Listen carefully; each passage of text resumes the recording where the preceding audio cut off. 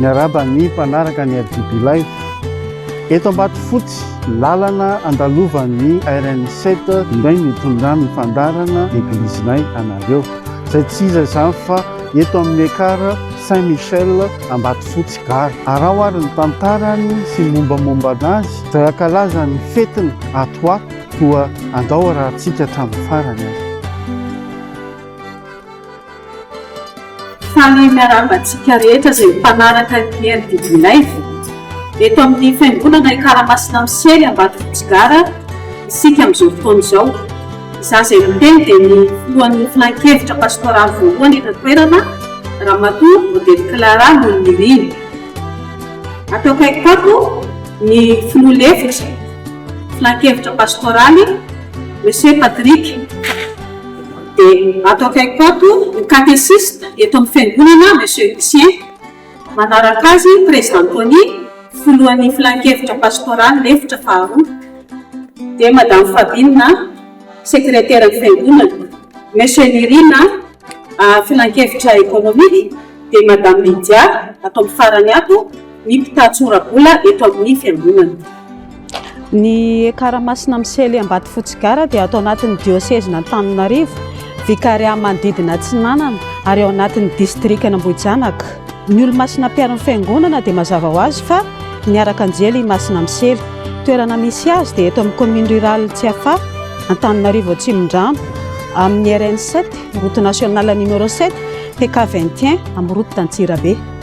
Tamin'ny taona 1977 nahatongavan'ny finoana voalohany teto amin'ny tanànan'ny Ambatofotsy Gare. Taorian'ny sarany tamin'ny ekara Saint-Vincent de Paul Tsiafa. Tamin'ny fotoana io ihany no nanorenana ny trano fiangonana teto toerana. Dia ny fianakaviana Ravaimanga no nanome ny tany hanorenana ny fiangonana. Délégué cantonal Idada Ravaimanga tamin'izany fotoana izany i mon père Joseph Amon curé Tambomiadana ka nanao ny fangatana niaraka izy mirahalahy ireo tany amin'ny fanjakana ary nitokanana ny taona 1970 ny fiangonana. Andro Pentecote io andro io ary mbola tafo bozaka izy tamin'izany fotoana izany. Nosoloana tafo fanitso ny taona 1970 ary tamin'ny taona 1970 no nisy ny fanavaozana faharoa araky ny tantarany vavolombelona izay ny tantara izay mbola eto ankehitriny.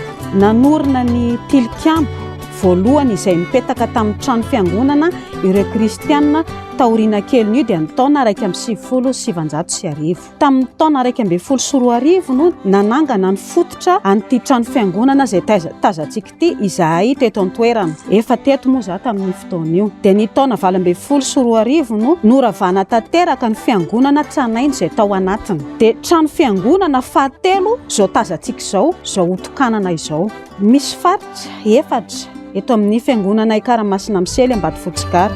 APV 7 miisa 270 ny kristianina vita batemy, miisa 570 ny tokantrano amin'izao fotoana iresantsika izao ary manodidina ny 500 eo ny isan'ny mpivavaka isan'alahady.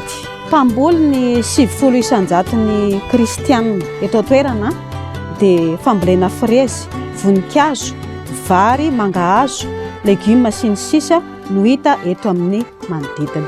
Araka ny tantaran'ny fiangonana dia ny isa 470 ireo mpirehetra ny fandimby izay niasa teto.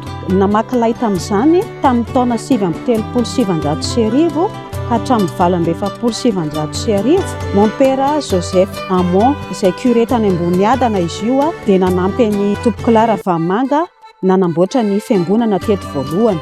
Mon père vahiny moa izany izy io fa ny mon père gasy izay niasa teto voalohany tamin'ny taona 1970 hatramin'ny taona 1970 dia ny révérend père Albert Marie Razanatsoa. Ny curé amin'izao fotoana izao dia Rakotondramanana Adrien Roland, vicaire voalohany izay manampy azy Rafidy Manantsoa Jean Jésus, dia ny vicaire faharoa Randriamady Nirina Eli.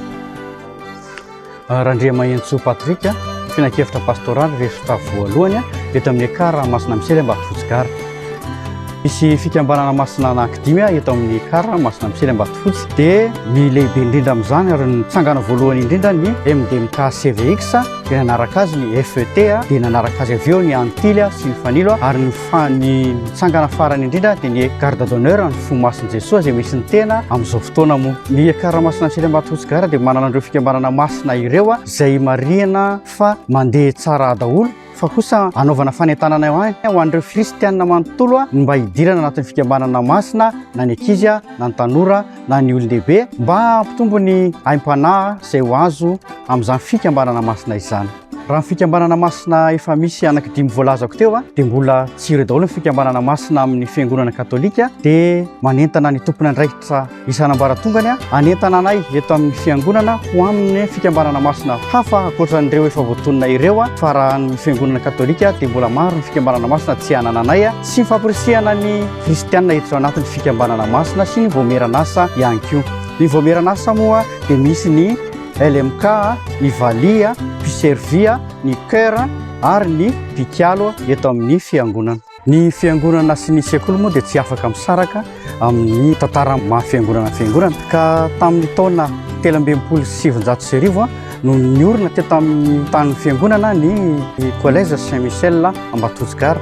Tamin'izany fotoana izy dia ny primaire ihany nisy. Tamin'izany fotoana izany dia ny 12e ka hatramin'ny 9e ny kilasy nisy ary mpampianatra iray ihany no tamin'izany fotoana. Fa taorianan'izay dia teo amin'ny mpanabe dia Monsieur Désirou mpampianatra tamin'izany ary tamin'ny taona 597 dia ny mpanabe ny andimby azy indray Monsieur Jean-Marie ka nitazona ireo kilasy 12e hatramin'ny 9e ihany. Ny taona 770 dia nikatona ny sekoly ka ny raika amin'ny 770 indray vao nisokatra ka nitalia tamin'izany fotoana dia Monsieur Benjamin no mipetraka teo nandritra natao amin'ny raika amin'ny 770 ka hatramin'ny 770. Nanomboka teo amin'ny 770 indray dia Monsieur Léonaire no mpampianatra teo sady katesiste izy tamin'izany no mbola izy ihany koa no mpampianatra tamin'ireo kilasy telo ireo ihany hatramin'izay. Nikatona ny sekoly nefa ny taona raika amin'ny 770 ka tsy nisokatra izany raha tsy tamin'ny taona 770 indray ka nitalia tamin'izany nanomboka teo dia Madame Fanjay indray no talia tamin'izany fotoana. Dia nanomboka tamin'ny 770 no nisy any Madame Suzanne talia vaovao no nandimby any Madame Fanja ary ny taona 772 dia Madame Martine no talia miaraka tamin'ny mpanabe anankidimy sy mpianatra 500 tamin'izany fotoana hatramin'ny 2004 io nitondrany Madame Martine io. Ny 722 dia Madame Tina indray no talia miaraka tamin'ny mpanabe anankidimy sy mpianatra 720 dia fa nisy 12e ka hatramin'ny 7e tamin'izany fotoana. Taty aoriana taona 720 dia nomena no tantan'ny masera Sœur Jean Delanoux ny sekoly nanomboka teo amin'izay dia nanomboka teo ny nananganana ny fotodrafitrasa vaovao ka no avozina ny salle d'œuvre tamin'izany fotoana ho lasa sekoly aloha dia tao amin'ny sekoly no nianaran'ny mpianatra tamin'ny voalohany. Roa taona tao aorianan'io dia natsangana ny efitra anankiefatra izay misy io amin'ny aloha io dia teo izany fotodrafitrasa voalohany aloha fa ny hatramin'izay dia tao amin'ny salle d'œuvre tato ambany nianaran'ny mpianatra. Roa taona tao aorianan'io indray dia natsangana indray ny efitra tamin'ity eto amin'ny andrefana eto ity dia mbola tsisy rihana izy tamin'izany fotoana fa mbola ny ambany fotsiny. Dia roa taona tao aorian'io indray dia nasiana rihana ny sekoly miaraka amin'ny bureau Antalya io akaikiny eo. Tamin'ny taona 2012 dia nazera tanteraka ny salle d'œuvre izay nipetraka teto amin'ny ankavanana teto ity nanorenana trano vaovao ka ny ambany dia mijanona ho salle d'œuvre ihany ny fiangonana fa ny ambony kosa dia salle de classe ny sekoly. Ny masera talia amin'izao fotoana moa dia ny Sœur Pauline misy mpanabe 20 ao anatin'ny sekoly amin'izao fotoana. Ny kilasy misy ao dia ny maternelle hatramin'ny 3e. Ny vokampanadinana moa 100% hatrany ny valim-panadinana CEPE sy ny BBC. Rehefa izay ny tantarany renesintsika teo ny mombamomba azy dia nandray antsika anaraka an'ireo lalana ny diavolo sy ny hery mamelona ny fiangonana ary ireo andraikitra sahaniny eto amin'ny diocèse izay misy anazy ary ao hatramin'ny farany.